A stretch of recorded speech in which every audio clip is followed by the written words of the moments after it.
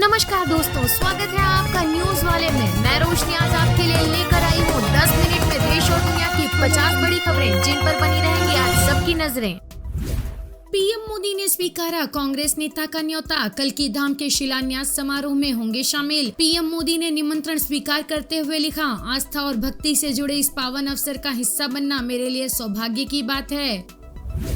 ज्ञानवापी व्यास जी को काशी विद्वत परिषद ने व्यास जी के तहखाने को नया नाम ज्ञान तालगृह दिया। कहा कि तहखाना नहीं, अब ज्ञान तालगृह के नाम से ही इसे जाना जाएगा। इस पर अखिल भारतीय संत समिति ने भी मुहर लगा दी।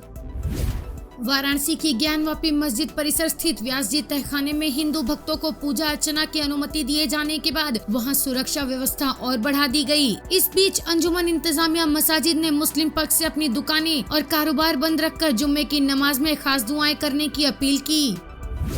राष्ट्रपति भवन का अमृत उद्यान आज से जनता के लिए खुला, टिकट लेकर ही मिलेगी एंट्री। मुर्मू ने उद्यान उत्सव 2024 की शुरुआत की। 15 एकड़ में फैले इस प्रसिद्ध उद्यान में इस बार फूलों की 85 से अधिक प्रजातियों के अलावा एक पुष्प की घड़ी भी प्रदर्शित की जा रही है। फिर ईडी के सामने पेश नहीं हुए केजरीवाल, जांच एजेंसी ने 5वां समन भेजा था। आम आदमी पार्टी ने कहा कि ईडी का समन गैर कानूनी है। पीएम मोदी का लक्ष्य अरविंद केजरीवाल को गिरफ्तार करवाना और दिल्ली की सरकार को गिराना है, हम ऐसा नहीं होने देंगे। अमेरिका बोला, भारत के साथ रिश्ते हैं। भारत को MQ-9B ड्रोन्स देने के बाद कहा, भारत के साथ हमारी साझेदारी सबसे अहम रिश्तों में से एक है। हम अपनी महत्वपूर्ण प्राथमिकताओं पर भारत के साथ मिलकर काम करते हैं। 33,000 करोड़ रुपए की है MQ-9B ड्रोन्स की डील। बीजापुर में नक्सली हमले में 3 जवानों की जान जाने पर सीएम विष्णुदेव साय ने शहीदों के परिजनों को 10-10 लाख की मदद का किया ऐलान। सीएम की ओर से किया गया आर्थिक सहायता का ये ऐलान शहीद जवानों को राज्य और केंद्र सरकार की ओर से मिलने वाली राशि से अतिरिक्त है। अमित शाह ने कहा, ये बजट भारत को हर क्षेत्र में अग्रणी बनाने की पिछले 10 वर्षों की यात्रा के दौरान मोदी सरकार द्वारा हासिल की गई उपलब्धियों पर प्रकाश डालता है। किसानों के लिए समर्पित मोदी सरकार का विकसित भारत बजट देश के किसान भाइयों के लिए खुशहाली व समृद्धि के नए अवसर लेकर आया है। ममता बनर्जी ने कहा, हम अकेले ही लड़ेंगे लोकसभा चुनाव, कांग्रेस पर लगाया भाजपा की मदद करने का आरोप। ममता बनर्जी ने कहा कि वे लोकसभा चुनावों में कांग्रेस के साथ गठबंधन में चुनाव लड़ने की इच्छुक थीं, लेकिन कांग्रेस ने हमारे प्रस्ताव को अस्वीकार कर दिया। हम गठबंधन चाहते थे लेकिन कांग्रेस असहमत थी। हम बंगाल में अकेले लड़ेंगे और भाजपा को हराएंगे। ममता बनर्जी ने कहा, भले ही आप मुझे जेल में डाल दें, लेकिन मैं जेल में छेद करके बाहर आ जाऊंगी। भाजपा चुनाव जीतने के लिए सभी को जेल में डाल रही है। आज वो सत्ता में है तो एजेंसी लेकर घूम रहे हैं, कल सत्ता में नहीं रहेंगे फिर सब गायब हो जाएगा। रेल मंत्री बोले, 2030 तक खत्म होगा वेटिंग टिकट का झंझट, मार्च से दौड़ेगी स्लीपर कोच वाली वंदे भारत। अश्विनी वैष्णव ने बताया कि 11 लाख करोड़ रुपया तीनों बड़े कॉरिडोर पर खर्च किए जाएंगे। एनर्जी इकोनॉमी कॉरिडोर, रेल सागर और अमृत चतुर्भुज कॉरिडोर की कैपेसिटी बढ़ाई जाएगी। 1000 करोड़ लोगों को सफर कराने की व्यवस्था होगी। 40,900 रूट किलोमीटर नया ट्रैक बिछेगा, जो पूरे जर्मनी में रेलवे बिछे रेलवे नेटवर्क के बराबर होगा। मार्क जुकरबर्ग ने माफी मांगी, एडल्ट कंटेंट केस में सीनेट में हुए थे पेश। सीनेट ने कहा कि इंस्टाग्राम शोषण और आत्महत्या को बढ़ावा दे रहा है। सीनेट में मार्क जुकरबर्ग ने प्रभावित बच्चों के पेरेंट्स से माफी भी मांगी। उन्होंने कहा, आपके साथ जो हुआ किसी के भी साथ नहीं होना चाहिए। किसानों के प्रोटेस्ट को मिला बच्चों का समर्थन, छोटे छोटे ट्रैक्टर्स पर बैठकर निकाली रैली। पिछले 15 दिन से सड़कों पर हैं फ्रांस के किसान। स्ट्रासबर्ग में बच्चों ने छोटे ट्रैक्टर्स पर बैठकर एक रैली निकाली और प्रोटेस्ट में भाग लिया। कांग्रेस सांसद DK सुरेश बोले, दक्षिण भारत को अलग देश बनाए। जो पैसा दक्षिण तक पहुंचना चाहिए वो उत्तर भारत में बढ़ रहा। दक्षिण भारत के साथ अन्याय हो रहा है। अगर इस अन्याय को दूर नहीं किया गया तो दक्षिणी राज्य एक अलग देश बनाने की मांग करने के लिए मजबूर होंगे। दक्षिण भारत पर हर मामले में हिंदी थोपी जा रही है। अब कपड़ा फैक्ट्री भी चलाएगी नेपाल आर्मी। ये इसलिए अहम है क्योंकि वो पहले से ही petroleum, road construction, wall paints, school और मेडिकल कॉलेज जैसे मोटे मुनाफे वाले कारोबार से जुड़ी हुई है। पाकिस्तानी सेना भी बिजनेस करती है। पाकिस्तान आर्मी की तरह नेपाली सेना की भी इसलिए आलोचना होती रही है कि वो अपने तय काम से ज्यादा कारोबार पर फोकस करती है। Mumbai traffic police control room को एक अज्ञात व्यक्ति से धमकी भरा मैसेज मिला। मैसेज में कहा गया कि मुंबई में 6 जगहों पर बम रखे गए हैं। मैसेज मिलने के बाद मुंबई पुलिस और अन्य एजेंसियां अलर्ट पर हैं।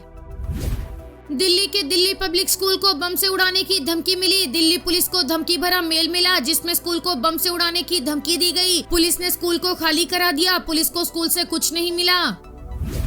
यूसीसी लागू करने वाला पहला राज्य बनेगा उत्तराखंड। कमेटी ने राज्य सरकार को सौंपी रिपोर्ट। यूसीसी पर विधेयक पारित कराने के लिए 5 फरवरी से उत्तराखंड राज्य विधानसभा का 4 दिन का विशेष सत्र बुलाया है। हेमंत सोरेन को सुप्रीम कोर्ट से झटका। सुनवाई से किया इनकार, दी हाई कोर्ट जाने की नसीहत। हेमंत सोरेन ने मनी लॉन्ड्रिंग मामले में गिरफ्तारी के खिलाफ सुप्रीम कोर्ट में याचिका दायर की थी। ईडी को मिली हेमंत सोरेन की 5 दिन की रिमांड। अरविंद केजरीवाल ने कहा पूरे दिल्ली में वे निर्वाचित विधायकों, पार्षदों और स्वयं सेवकों को हिरासत में ले रहे हैं जो पार्टी कार्यालय आ रहे थे। सीएम ने दिल्ली पुलिस की इस कार्रवाई पर सवाल उठाते हुए पूछा है कि ये क्या हो रहा है।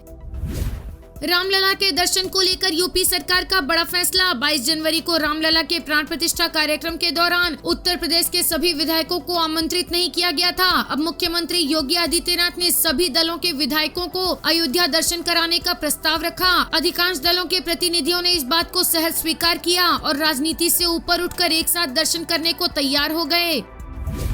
मध्य प्रदेश के मुख्यमंत्री मोहन यादव ने कहा कि पीएम मोदी के नेतृत्व में अलग अलग विभाग देश को आगे बढ़ाने का काम कर रहे हैं। खासतौर पर गरीब, किसान, युवा, महिलाओं पर केंद्रित करते हुए इस बजट को पेश किया गया है। यह हमारी उपलब्धि है कि देश के 25 करोड़ लोग गरीबी रेखा से बाहर आए हैं। दिल्ली आम आदमी पार्टी नेताओं को हिरासत में लेने पर आतिशी का केंद्र पर हमला। पूछा बीजेपी इतनी डरी क्यों है। आम आदमी पार्टी विधायकों को नजरबंद किया जा रहा है। पार्टी कार्यकर्ताओं को हिरासत में लिया जा रहा है। आखिर भारतीय जनता पार्टी इतनी डरी हुई क्यों है। शहजाद पूनावाला ने कहा अरविंद केजरीवाल के पास अगर छिपाने के लिए कुछ नहीं है तो वो खुद को ईडी और अन्य एजेंसियों के सामने पेश क्यों नहीं कर रहे हैं। कहा केजरीवाल का कहना है कि ये सब राजनीति से प्रेरित है। कब तक आप ये विक्टिमहुड कार्ड खेलेंगे। ये इंडी गठबंधन का चरित्र है कि केवल एक चीज जो उन्हें बांधती है वो कमीशन और भ्रष्टाचार है, कोई मिशन या विजन नहीं। चंपई सोरेन झारखंड के 12वें सीएम बने। कांग्रेस आरजेडी के एक विधायक ने मंत्री पद की शपथ ली। खुदरा बाजार में 29 रुपए किलो चावल बेचेगी सरकार। कारोबारियों को पोर्टल पर स्टॉक अपडेट करने को कहा। विभिन्न किस्मों के चावल निर्यात पर प्रतिबंध के बावजूद पिछले 1 साल में चावल की खुदरा और थोक कीमतों में लगभग 15% की वृद्धि हुई है। इलाहाबाद हाई कोर्ट का ज्ञानवापी तहखाने में पूजा रोकने से इनकार। 6 फरवरी को अगली सुनवाई। पूजा शुरू होने के बाद पहले जुम्मे पर 1700 नमाजी पहुंचे। तंगहाल पाकिस्तान मालदीव की आर्थिक मदद करेगा। भारत की तरफ से मदद में कटौती हुई तो पाकिस्तान बोला मालदीव को हमारा सपोर्ट। पाकिस्तान ने मालदीव को विकास कार्यों में आर्थिक मदद देने का आश्वासन दिया है। साउथ एक्टर विजय ने राजनीतिक पार्टी लॉन्च की। तमिजगमा वेत्री कड़गम नाम रखा। हिंदी में इसका मतलब तमिलनाडु विजय पार्टी है। बोले इस बार लोकसभा चुनाव नहीं लड़ेंगे। जनसंख्या नियंत्रण के लिए बनाई जाएगी कमेटी। राम मंदिर के बाद अब बेलगाम बढ़ रही आबादी पर सरकार की नजर। निर्मला सीतारमण ने जनसंख्या नियंत्रण और जनसांख्यिकी बदलाव पर उच्चाधिकार प्राप्त कमेटी बनाने का प्रस्ताव रखा है। सीए के नियम तैयार। नागरिकता के लिए ऑनलाइन आवेदन होगा। 2014 से पूर्व भारत आने की शर्त में बदलाव संभव। इससे करीब 90,000 परिवारों के लिए नागरिकता के दरवाजे खुल जाएंगे। सीए के जरिए पाकिस्तान, अफगानिस्तान और बांग्लादेश से प्रताड़ित होकर आए धार्मिक अल्पसंख्यकों, हिंदू, सिख, जैन, बौद्ध, पारसी और ईसाई समुदाय के लोगों को भारत प्रवास के बाद प्राथमिकता से नागरिकता देने का प्रावधान किया गया है। ये प्रावधान उन लोगों पर लागू होगा जो 31 दिसंबर 2014 से पहले भारत आए थे। हालांकि इस डेट में बदलाव संभव है। वीडियो पसंद आया हो तो लाइक, शेयर और सब्सक्राइब करना ना भूलें।